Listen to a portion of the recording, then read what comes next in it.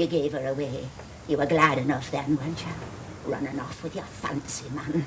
Just let me see her. God gave her to me. You've nothing to do with God. You've a heart of stone. You'll be in hell. Who told you to come out here? I said, who told you? Was that my real mother? I'm your real mother. She was just a carrying case that bore you. I wrote Oranges Are Not the Only Fruit because I wanted to talk about what it was like growing up as an adopted child, using some of my own experiences. 25 years after I wrote Oranges, I discovered some new and disturbing facts about my own adoption.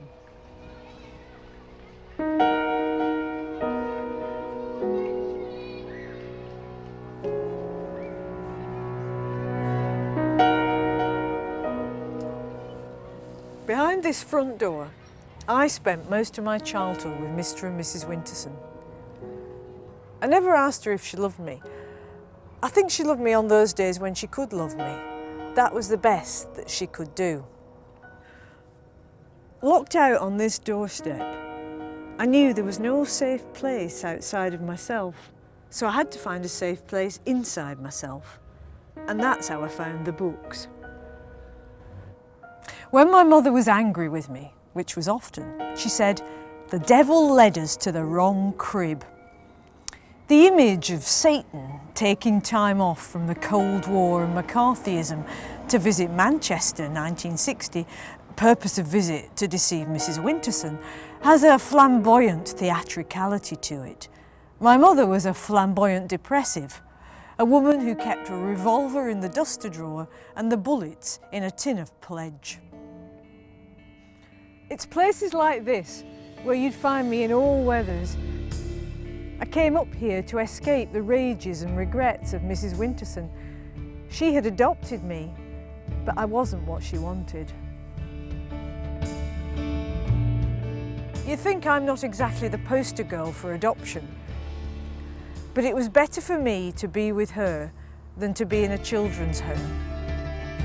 She was a monster, but she was my monster.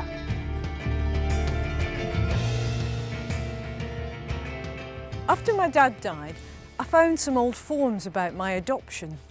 Mrs. Winterson had hidden them for nearly 50 years. I decided to try and find out if my birth mother was still alive. Mrs. Winterson had always said that she was dead. I had been damaged, and an important part of me had been destroyed. That was my reality. But on the other side of the facts was who I could be, how I could feel. And as long as I had words for that, images for that, stories for that, then I wasn't lost. I found my biological mother, and that's been a wonderful thing and a difficult thing for both of us. There is no Hollywood happy ending, but there is forgiveness and there's love.